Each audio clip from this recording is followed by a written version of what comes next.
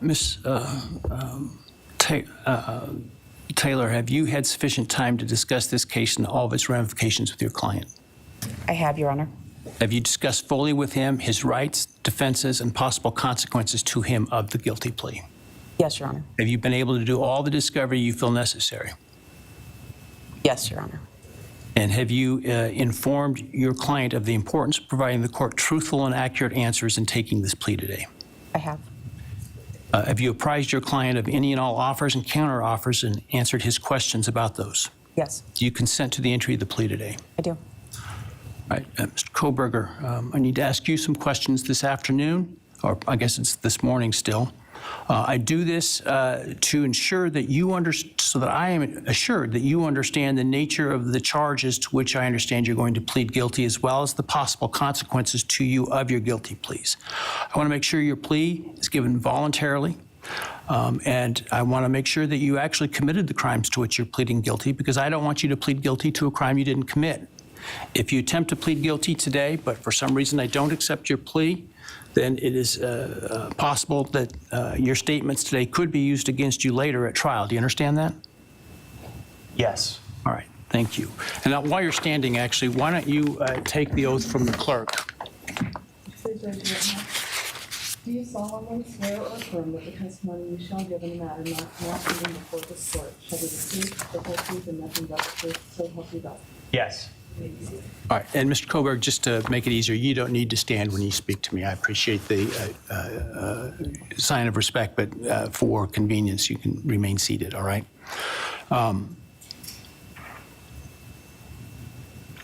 Before I start asking you questions today, have you consumed substantive questions? Let me ask you, have you consumed any alcohol, drug, or other intoxicating substance that would impair your ability to understand or exercise reasonable judgment? No. You feel like you are thinking clearly today? Yes.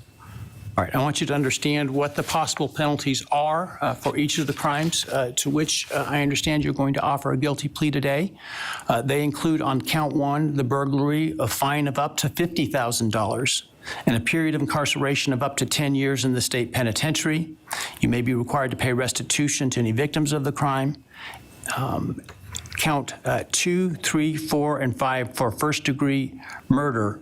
The consequences include a fine of up to $50,000, a period of incarceration of life imprisonment, which is a requirement of a sentence, that it be a life sentence with a mandatory minimum sentence of at least 10 years on each of those counts. In addition, you would be potentially responsible for a fine of up to $5,000 to each of the victims of your crime, to be enforced in the form of a civil judgment, to operate as additional punishment. This is in excess of any restitution or fines that the court could order. And again, you may be required to pay restitution to the victims of the crime. You would be required to provide, as to counts 1, 2, 3, 4, and 5, a DNA sample and a right thumbprint impression, and potentially pay for analysis of those samples. You would lose any right to possess, purchase, or carry a firearm, the right to serve on jury duty, the right to hold public office, and the right to vote. Do you understand the charges and all those possible consequences? Yes.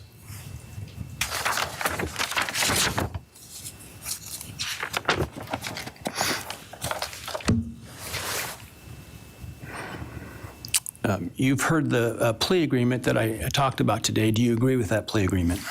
Yes. And do you understand the nature of the charges that you've been charged with that I understand you're going to plead guilty today to? Yes.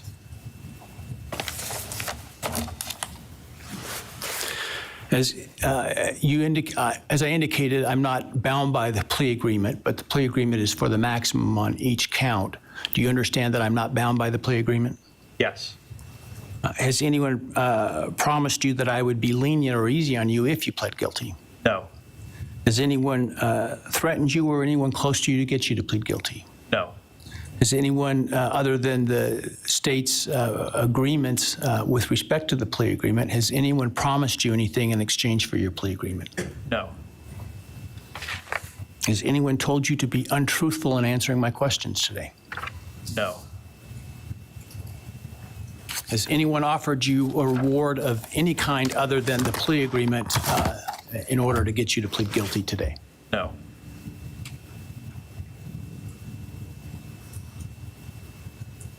Are you pleading guilty because you are guilty? Yes.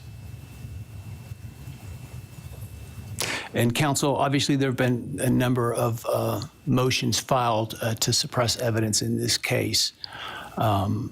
Other than those filed, are there any other motions that you felt were available with respect to Rule 12? No, Your Honor. And Mr. Kohberger, you understand that by entering the guilty plea in this case, you would be giving up your right to appeal any decision this court made, as well as your sentence. Yes.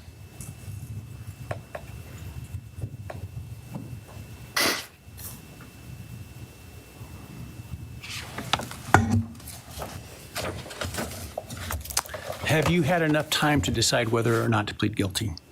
Yes. Are you pleading guilty freely and voluntarily? Yes. Given your choices, do you believe it's in your best interest to plead guilty? Yes. Have you discussed fully the matter of pleading guilty with your attorney, and are you satisfied with the advice you've received? Yes. Has your attorney advised you to your satisfaction about what your rights are, what your defenses may be, and what the possible consequences to you of your guilty plea are? Yes. Has your attorney done everything you've asked them to do? Yes. Are you satisfied with their representation of you? Yes.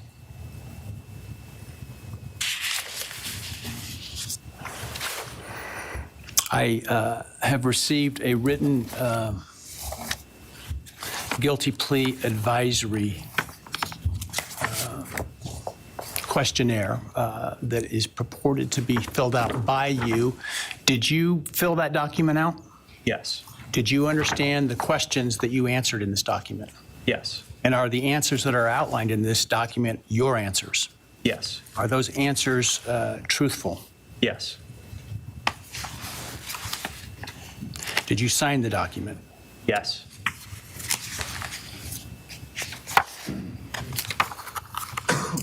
And this document outlines many of the rights that you have in this case should you not plead guilty. Did you understand those rights? Yes. They include a right to a jury trial. Do you understand that? Yes. They include a right to the presumption of innocence. Do you understand that? Yes. You have the right to require the state to prove your guilt as to each element beyond a reasonable doubt. Do you understand that? Yes. They include a right to confront your accusers and cross-examine witnesses presented by the state, including by utilizing the subpoena power of the court to accomplish that. Do you understand that? Yes. You understand you would have a privilege against self-incrimination and a right to remain silent, meaning you would not be compelled to testify if you did not wish to, had you not pled guilty. Yes.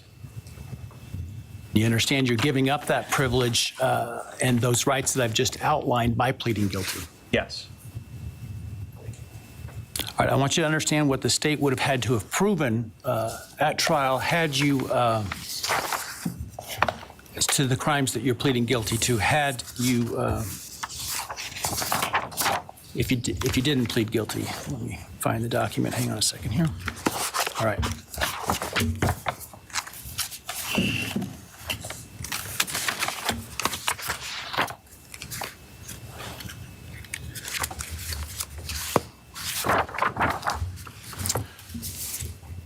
So as to count one burglary, the state would have to have proven that on or about November 13, 2022 in Latah County, Idaho, you unlawfully entered a residence located at 1122 King Road in Moscow, Idaho, with the intent to commit the felony crime of murder. As to count two, the state would have had to have proven that on or about that same date in Latah County, Idaho, you did willfully, unlawfully, deliberately, with premeditation and malice aforethought, kill and murder Madison Mogen, a human being, by stabbing Madison Mogen, from which she died. As to count 3, the state would have had to have proven that on that same date in Latah County at that same address, you did willfully, unlawfully, deliberately, with premeditation and malice aforethought, kill and murder Kaylee Goncalves, a human being, by stabbing her, from which she died. As to count 4, the state would have had to have proven that on or about that same date in Latah County, Idaho, you did willfully, unlawfully, deliberately, with premeditation and malice aforethought, kill and murder Xana Kernodle, a human being, by stabbing her, from which she died. And then as to count 5, also murder in the first degree, that on or about November 13th, 2022, in Latah County, Idaho, you did willfully, unlawfully, deliberately, with premeditation and malice aforethought, kill and murder Ethan Chapin, a human being, by stabbing him, from which he died. Do you understand those things the state would have had to have proven? Yes. And do you understand that by pleading guilty, the state no longer has to prove those things because you're admitting those things are true? Yes.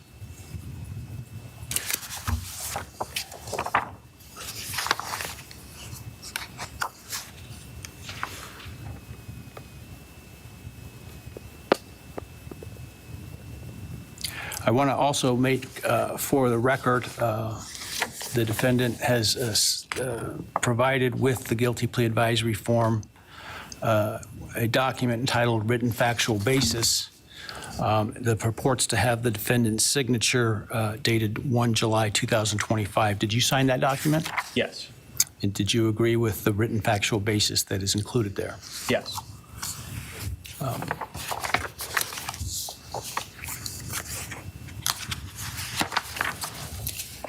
And then let me ask you, did you, on November 13th, 2022, enter the residence at 1122 King Road in Moscow, Idaho, with the intent to commit the felony crime of murder? Yes. Did you, on November 13th, 2022, in Latah County, state of Idaho, kill and murder Madison Mogen, a human being? Yes. And did you do that willfully, unlawfully, deliberately, and with premeditation and malice aforethought? Yes.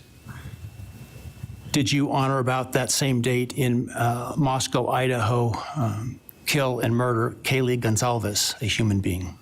Yes. And did you do that willfully, unlawfully, deliberately, and with premeditation and malice aforethought? Yes. And did you, on that same date in Moscow, Idaho, kill and murder Xana Kernodle, a human being? Yes. And did you do that willfully, unlawfully, deliberately, with premeditation and malice aforethought? Yes. And then on or about November 13th, 2022, again in Latah County, Idaho, did you kill and murder Ethan Chapin, a human being? Yes. Did you do that willfully, unlawfully, deliberately, with premeditation and malice aforethought? Yes.